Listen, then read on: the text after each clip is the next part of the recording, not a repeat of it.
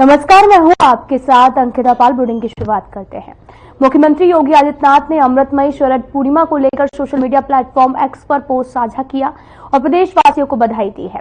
और सीएम योगी आदित्यनाथ ने लिखा कि अमृतमयी शरद पूर्णिमा के पावन पर्व की प्रदेशवासियों को हार्दिक बधाई और शुभकामनाएं।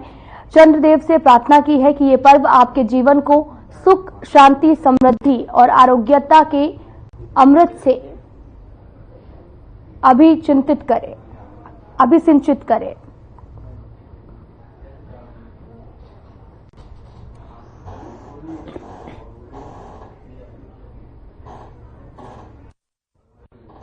एडीजी जोन मेरठ के ठाकुर के जनपद शामली पुलिस लाइन में परेड की सलामी के उपरांत परेड का निरीक्षण किया गया, जिसके बाद में पुलिस लाइन का भ्रमण कर कई शाखाओं का निरीक्षण कर सर्व संबंधी को भी जो है आवश्यक दिशा निर्देश दिए गए हैं।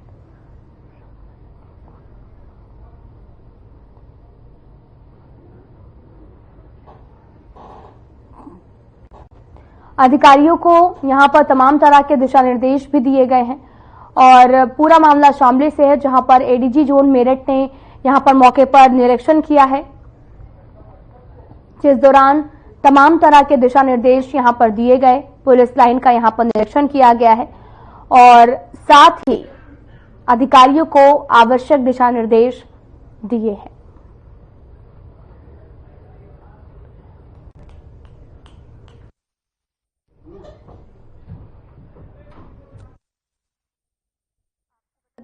एडीजी जोन मेरठ ने मौके पर निरीक्षण किया और जिसके बाद में तमाम तरह के दिशा निर्देश दिए गए हैं।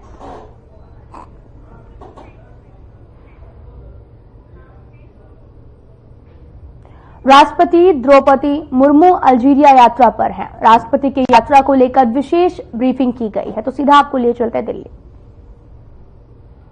Rajesh, a very good evening to all of you. Namaskar and Salam Alaikum to all our friends from the media. As you all know, the Honorable President of India is on a 3-day state visit to Algeria, and she would be departing for Mauritania tomorrow morning. So I thought that I will meet you and brief you on the visit as we just come towards the end of it. As you all know, the Honorable President is on a 3-nation state visit to Algeria, Mauritania and Malawi. She arrived in Algiers on the evening of 13th October from New Delhi on the first leg of her visit. As a special gesture, President Abdelmadjid Tebboune of Algeria received her at the airport and accorded her a ceremonial welcome.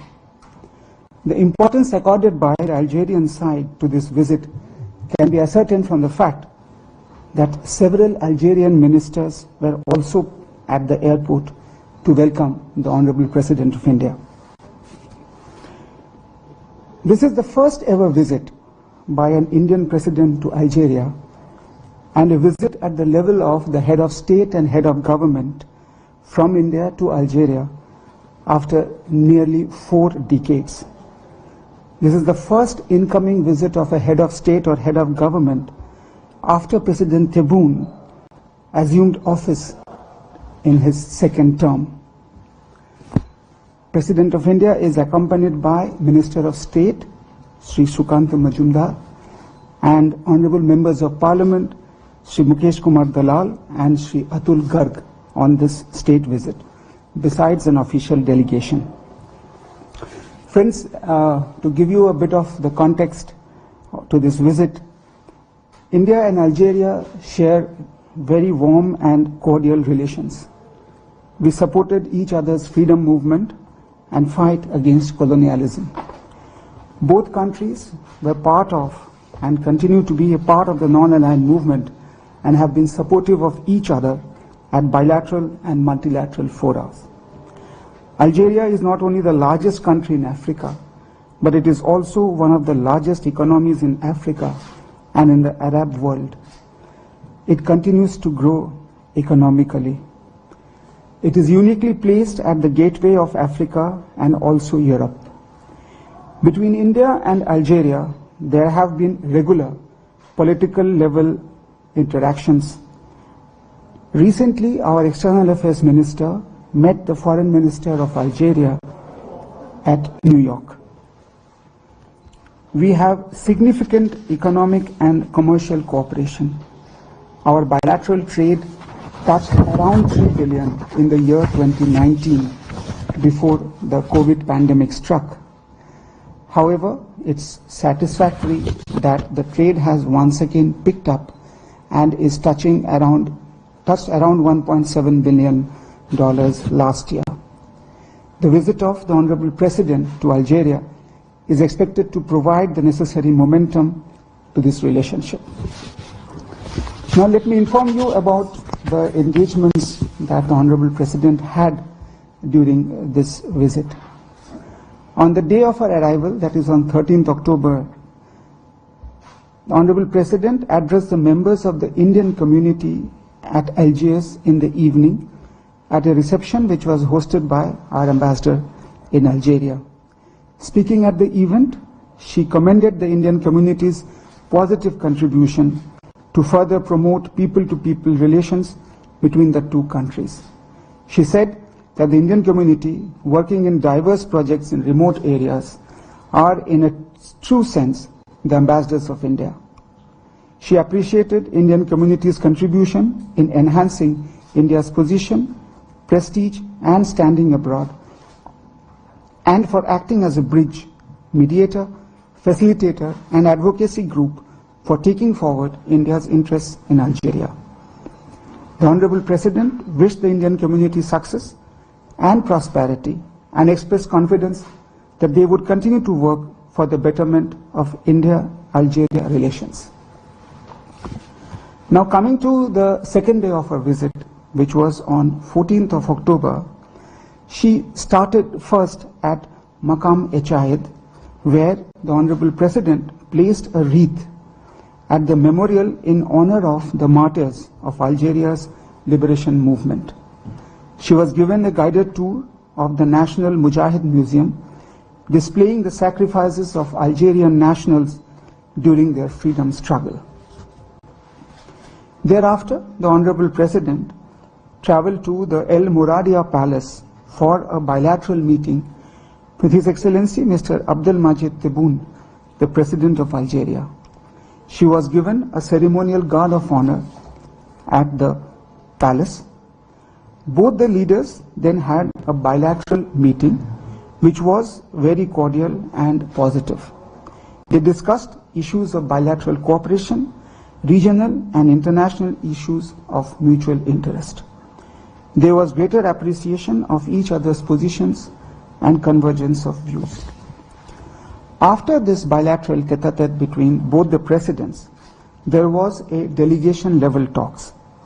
The two leaders discussed ways to strengthen and deepen India-Algeria bilateral relations across the political, economic and commercial, as well as the people-to-people relations. Both sides expressed their keenness to engage in all areas of mutual cooperation and to take the partnership to a new level. The Honorable President has invited the President of Algeria, His Excellency Mr. Abdelmajid Tebboune, to pay a visit to India, which has been graciously accepted. Thereafter, both the Presidents addressed the media on the outcome of their meeting. This was followed by a banquet hosted by President Tebboune at the People's Palace of Algeria in the honor of President of India. In the afternoon, the Honorable President addressed India-Algeria Economic Forum, which was co-hosted by the Algerian Economic Renewal Council and our Federation of Indian Chambers of Commerce and Industry, FICCI. The Minister of Trade and Export Promotion of People's Democratic Republic of Algeria, His Excellency Mr. Tayyeb Jitoni, and several other ministers, several business persons, champions of industry from Algeria, in addition to the business delegation from India, participated at this event. Speaking at this event, the Honorable President called for reinforcing the ongoing cooperation in energy, construction. तो वहीं BJP के राष्ट्रीय प्रवक्ता doctor Sambit Patra ने BJP मुख्यालय नई दिल्ली में press conference की है, तो सीधा आपको लिए चलते हैं दिल्ली। और जमीन वापस करने की जो पेशकश सीएम साहब की रही है कर्नाटक में, ये एक बात स्पष्ट करता है कि मुदा स्कैम में सर से पांव तक कांग्रेस पार्टी के वहां के सबसे बड़े नेता सिद्धरमैया जी खुद लिप्त हैं। From head to toe, Siddaramaiah, the chief minister of Karnataka, is embroiled in the MUDA scam. There is no doubt about it. आप सभी जानते हैं कि कल ईडी ने भी एक चार्जशीट फाइल किया है। केवल मुदा के चेयरमैन ने इस्तीफा दिया है ऐसा नहीं हुआ है, ईडी के चार्जशीट का भी इफेक्ट रहा है।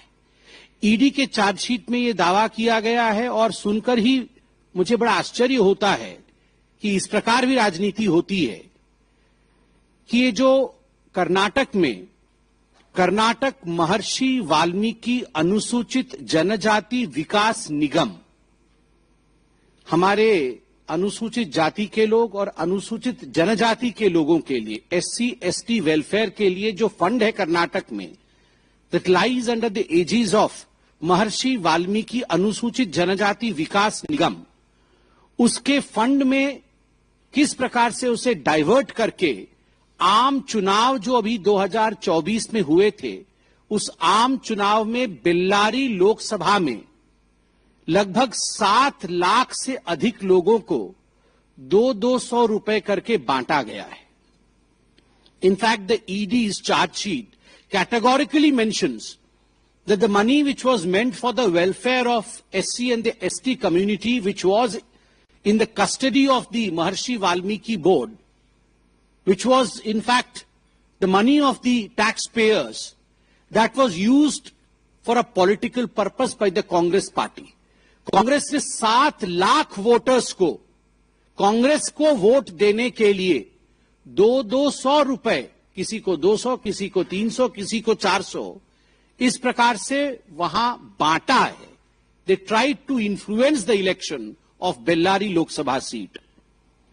और आप सभी जानते हैं कि जहां तक ये मुदा स्कैम का विषय है, इसमें जो लेखा अधीक्षक, द चीफ अकाउंटेंट जो मुदा के रहे थे, P Chandrashekhar, he had committed suicide, उन्होंने आत्महत्या की थी। और जो उन्होंने सुइसाइड नोट छोड़ा था, उस सुइसाइड नोट में बहुत कुछ चौंकाने वाला था। उसमें कैटेगोरिकली लिखा हुआ है कि निगम के बैंक खाते से, महर्षि वाल्मीकि निगम जो है, उस निगम के बैंक खाते से लगभग 187 करोड़ रुपए अनाधिकृत हस्तांतरण, इलीगल शिफ्टिंग हुई है। And there is a rule across the country that the money which is specifically allotted for the welfare of the SC ST community can not be diverted. आप बाकी फंड को डाइवर्ट कर सकते हैं, मगर जो SC ST कम्युनिटी के welfare के लिए जो पैसा है, उस पैसे को कदाचित आप किसी और काम के लिए डाइवर्ट नहीं कर सकते। It is too much of a coincidence, I will say, that Rahul Gandhi goes to America and he declares that हम कभी सत्ता में आएंगे तो हम आरक्षण समाप्त कर सकते हैं। और simultaneously we see that in Karnataka, the money which is meant for the welfare of the SC ST community is diverted and is used for purposes to satisfy the political needs of Congress party's leaders. मुझे तो बोलते हुए भी आश्चर्य लग रहा है, और आप सब हैरान परेशान होंगे कि जिस प्रकार की ये नोट सामने आई है, महर्षि वाल्मीकि अनुसूचित जनजाति विकास निगम लिमिटेड कि जो पैसों का इस्तेमाल कांग्रेस नेताओं ने न केवल चुनाव में किया, मगर एक लैम्बोर्गिनी गाड़ी भी खरीदी गई है। वन लैम्बोर्गिनी बोलने से केवल अखिलेश यादव याद आते हैं ऐसा नहीं है। लैम्बोर्गिनी, इन सबके आपस में कनेक्शन है। ये इंडिया अलायंस वाले, I don't know what they have with Lamborghini, one of the highest brands, just imagine. SC/ST welfare fund से लैम्बोर्गिनी गाड़ी खरीदना, लैम्बोर्गिनी गाड़ी खरीदी गई, फ्लैट बुक किए गए, फ्लैट्स हैव बीन बुक्ड, हवाई टिकट बुक किए गए निजी। ये कोई SC/ST वेलफेयर के लिए हवाई टिकट बुक नहीं किया गया है, निजी लोगों के लिए हवाई टिकट बुक किए गए।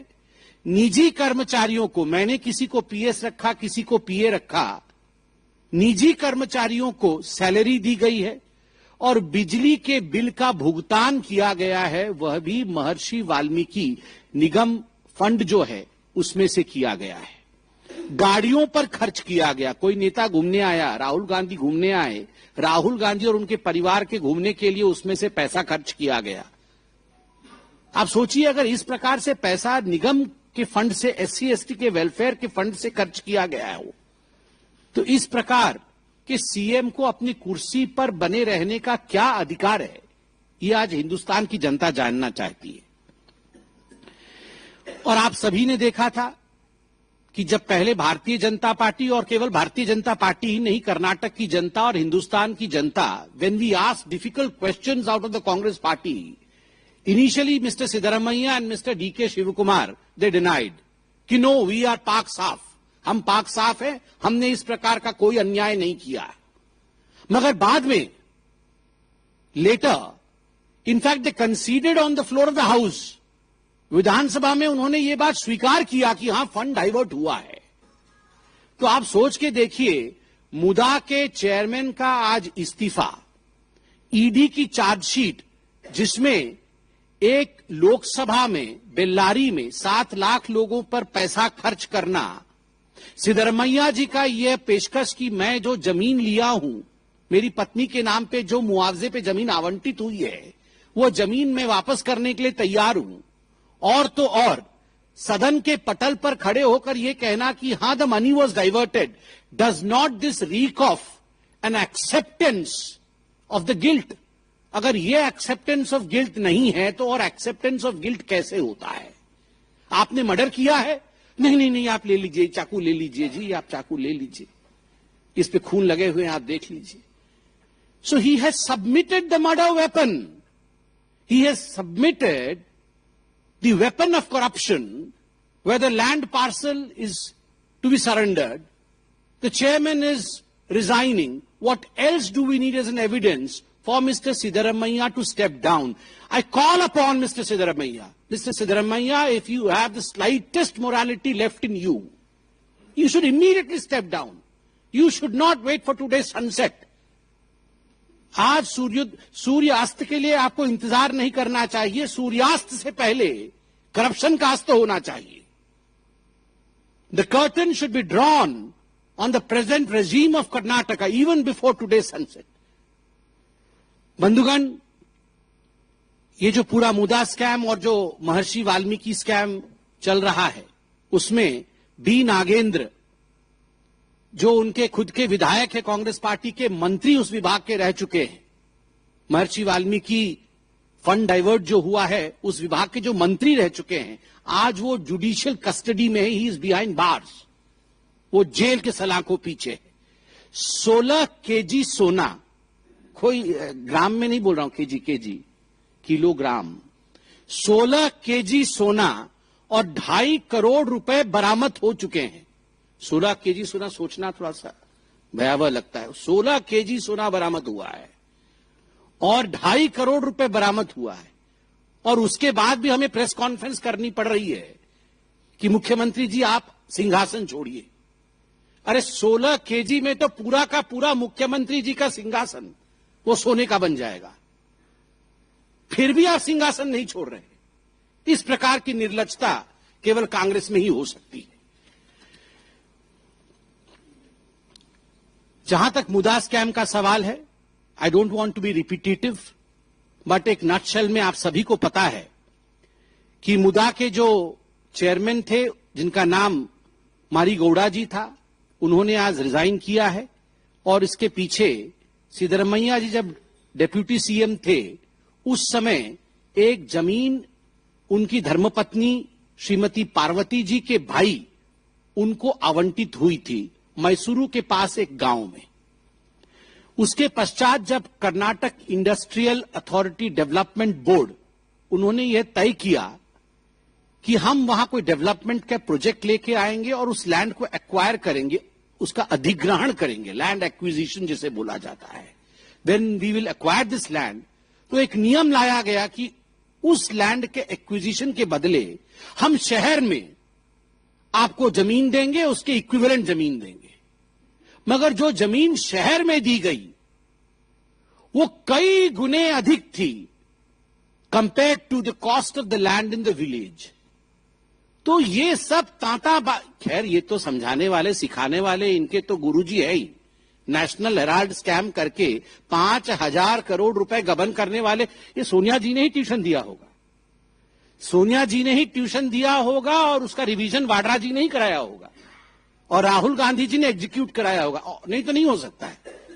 ये सारी बुद्धि, खलू बुद्धि गांधी परिवार में ही मौजूद है। देश की जमीन को कैसे हड़पना है, कौन से हस्ताक्षर कहां करना है, किस प्रकार से लखनऊ में, भोपाल में, दिल्ली में प्राइम प्रॉपर्टी को हड़प के अपने जेब में डालना। 5,000 करोड़, सोचिए जरा, 5,000 करोड़ ये property. Accused number 1, accused number 2 है दोनों मां बेटे, ये मैं नहीं बोल रहा हूं।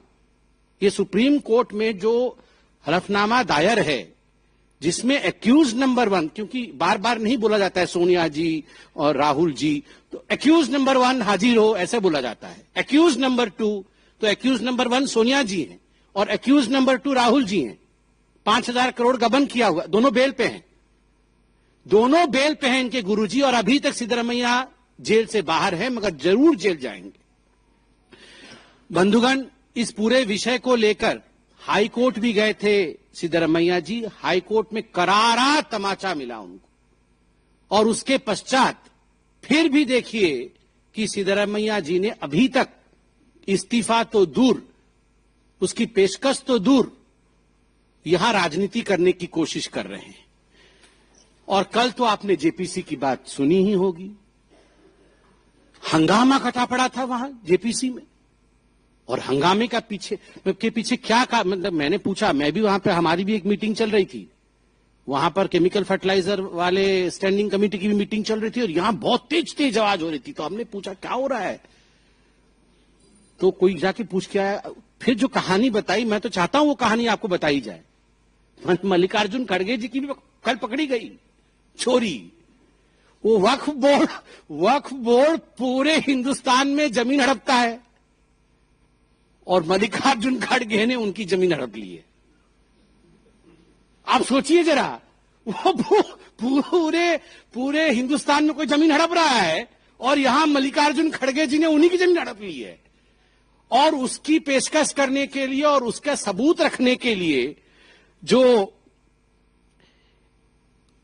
उसके अधीक्षक हैं, जो उसके पूरे काम को देखते हैं, उनको कल बुलाया गया था। आप देखिए, मल्लिकार्जुन खड़गे जी का एक ट्रस्ट है, पारिवारिक ट्रस्ट है। इन सब लोगों के एक ट्रस्ट होते हैं, ये बिना, these are trustless people but they have a trust of the family. अपने परिवार का एक ट्रस्ट होता है उनका, क्योंकि इन पे ट्रस्ट कभी नहीं करना है, ये जरूर हड़पेंगे, मगर उनका एक ट्रस्ट होता है।